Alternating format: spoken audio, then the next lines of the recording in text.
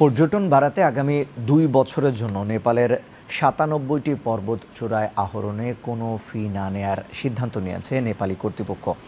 নেপাল সরকার এমন এক সময়ে এই সিদ্ধান্ত নিল যখন আগামী সেপ্টেম্বর থেকে পৃথিবীর সর্বোচ্চ পর্বতচূড়া মাউন্ট এভারেস্টে আরোহণ ফি $১৫,০০০ নির্ধারণ করা হয়েছে। গত এক দশকের মধ্যে এই প্রথমবার এভারেস্ট আরোহণ ফি বাড়ানো হলো। নেপালের পর্যটন বিভাগ জানিয়েছে ৯৭টি পর্বতচূড়ায় বিনা ফিতে আরোহণ করার অনুমতি দেয়ায় দেশটির বিভিন্ন প্রত্যন্ত অঞ্চলে পর্যটন বাড়বে।